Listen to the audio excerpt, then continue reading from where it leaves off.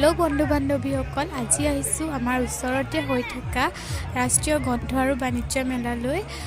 পানীতোলা আঞ্চলিক ছাত্ৰ সন্থাৰ উদ্যোগত পানীতোলা শাখা সাহিত্য সভাৰ সৌজন্যত যোৱা 8 আগষ্টৰ পৰা অহা 22 আগষ্টলৈ বৰ সুন্দৰকৈ কাৰ্যসূচীসমূহ লোৱা হৈছে।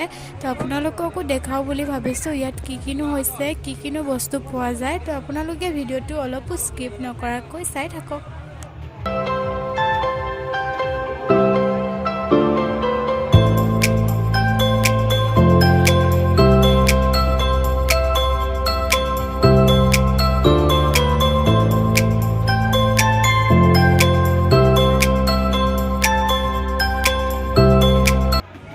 ইয়াত শিশুসকলৰ পৰা আৰম্ভ কৰি মহিলাসকলৰ বৰ সুন্দৰ সুন্দৰ কাপোৰ কানি ওলাইছে, চাই থাকক আপোনালোকে। আৰু বহুত কিবা কিবি আছে, মই দেখাই আছোঁ আপোনালোকক।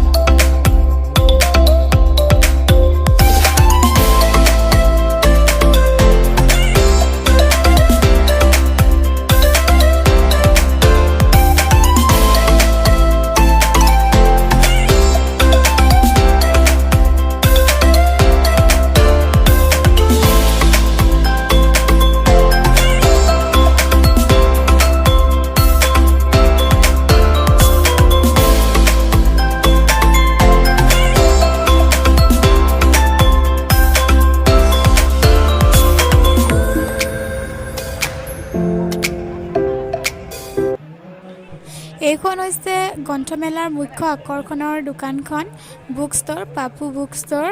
ইয়াত সকলো ধৰণৰ কিতাপ পত্ৰই পোৱা যায়। মই কিনিছোঁ বাৰু দুখনমান কিতাপ। ইয়াৰ পিছত ভিডিঅ'টোত দেখাম মই কি কিতাপনো ল'লোঁ ইয়াৰ পৰা।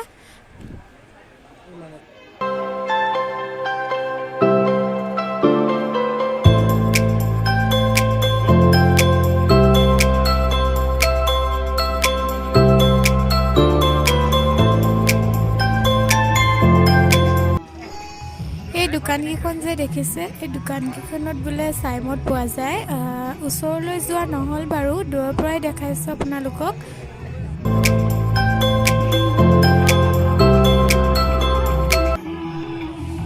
আৰু এইফালে চলি আছে সাংস্কৃতিক সন্ধিয়াৰ প্ৰগ্ৰামবোৰ।